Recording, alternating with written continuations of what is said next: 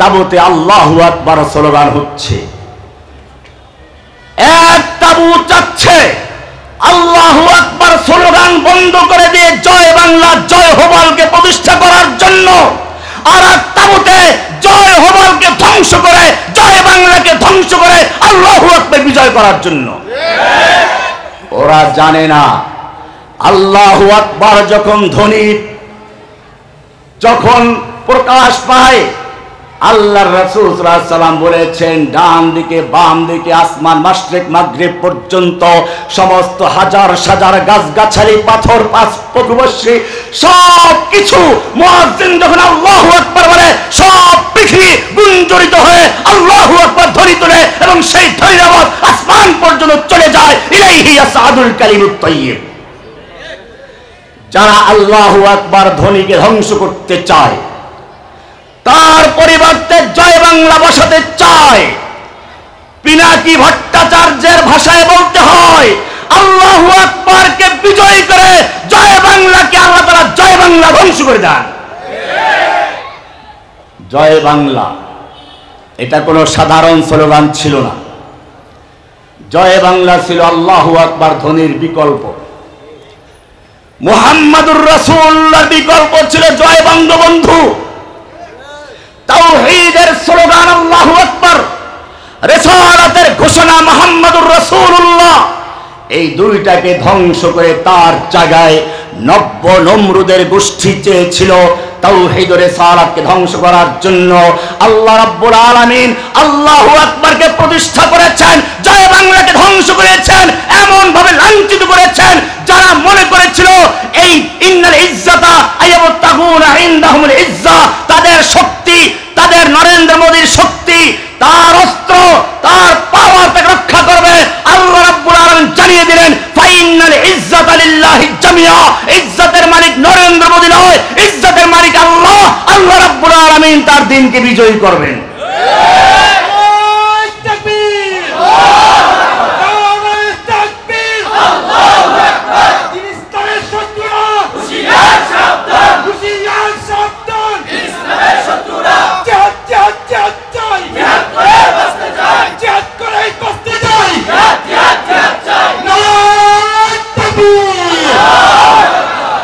মিল্লাত ইব্রাহিম এবারে শুরু হলো কওমকে দাওয়াত দেওয়া।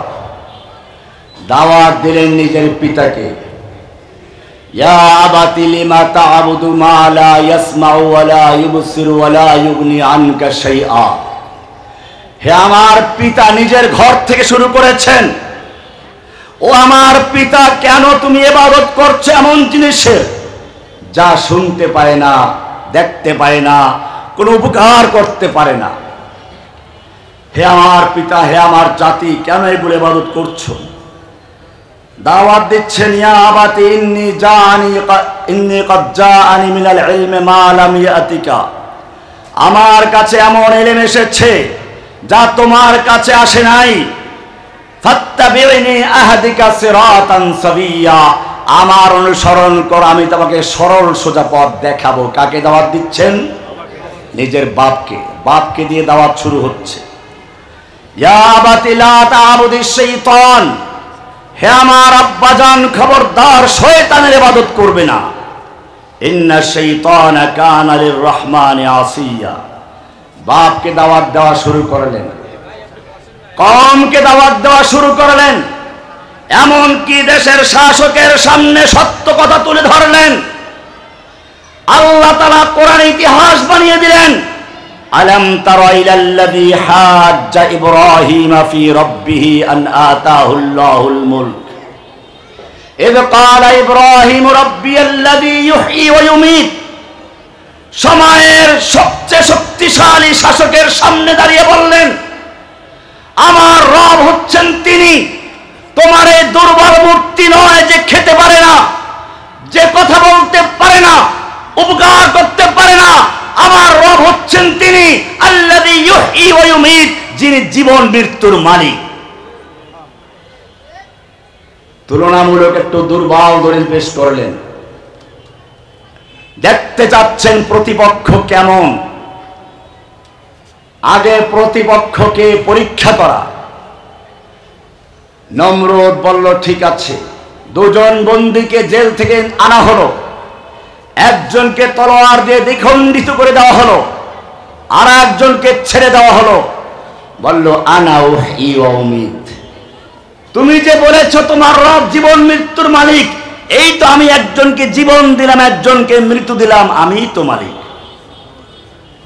ইব্রাহিম আলাইহিস সালাম বুঝতে পারলেন ঠিক আছে, এইবার আমি একটা দুর্বল উইকেট দাঁড় করিয়েছিলাম তোকে পরীক্ষা করার জন্য, দেখি তুই কি খালি দাবি করিস না সাথে প্রমাণও পেশ করো। দেখলাম তুই দাবির সঙ্গে দলিলও দাও, ঠিক আছে, এইবার তোর সামনে এমন দলিল পেশ করব, দাবি করলে তোর পক্ষে দলিল দেওয়া সম্ভব হবে না। এবারে তিনি পাল্টা প্রশ্ন করলেন, রব্বিয়াল ফা ইন্নাল্লাহা ইয়াতি বিশ-শামসি মিনাল মাশরিকি ফাআতি বিহা মিনাল মাগরিব। তাহলে শোনো, আমার রব তিনি যিনি পূর্ব দিক থেকে সূর্য উদিত করে পশ্চিম দিকে ডুবান, ফাআতি বিহা মিনাল মাগরিব, তুমি যদি পারো পশ্চিম দিক থেকে উদয় করে পূর্ব দিকে ডুবাও।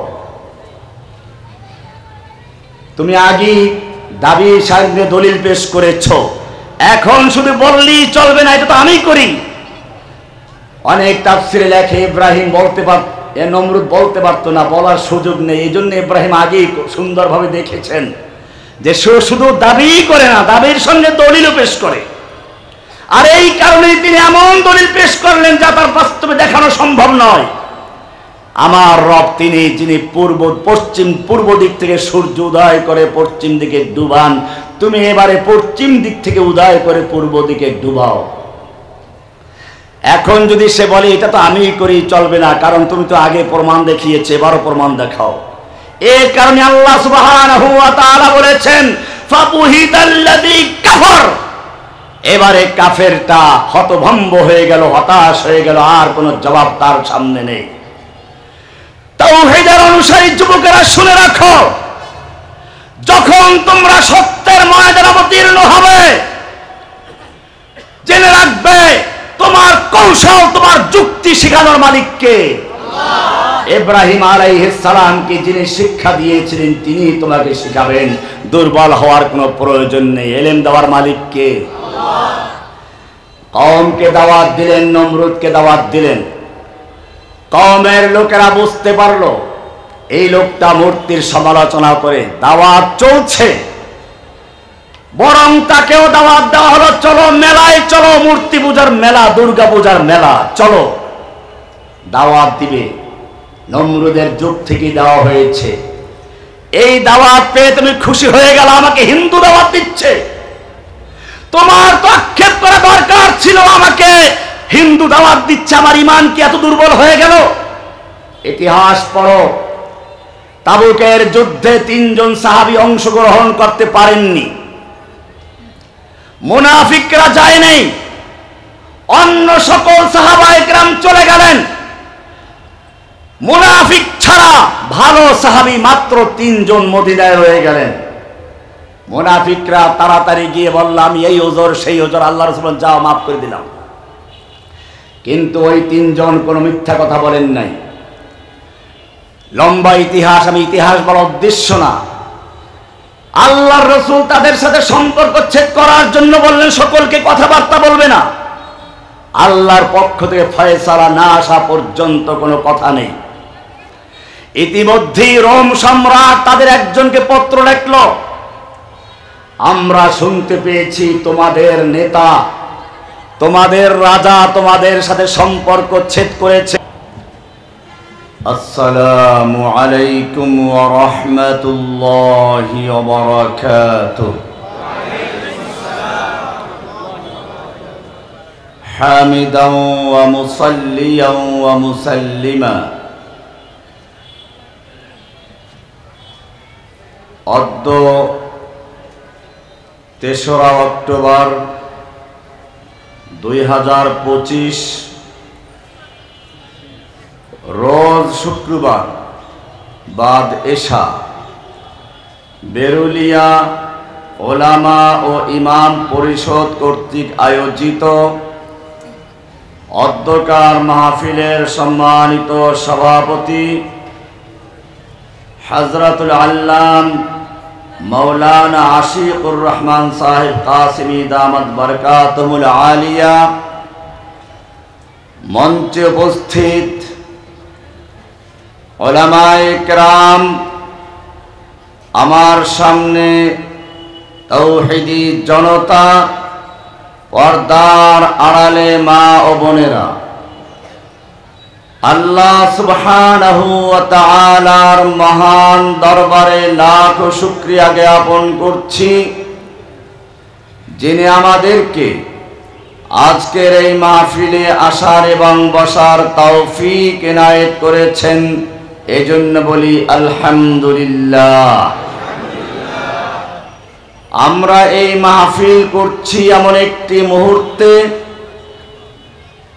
যখন এদেশের তাওহীদি জনতা একদিকে তাদের ফিলিস্তিনি ভাই বোনদের নির্মম পরিহাস প্রত্যক্ষ করছে, আর একদিকে যাদের প্রতি মুসলিমদের আস্থা সে উলামায়ে কেরাম মূর্তি পূজার, দুর্গা পূজার বেদিতে গিয়ে দুর্গার প্রশংসা করছে। আমার মনে পড়ে কবি ইকবাল रहमतुल्लाह अलैह কথা, उनको तहजीब ने हर बंद से आजाद किया, उनको तहजीब ने हर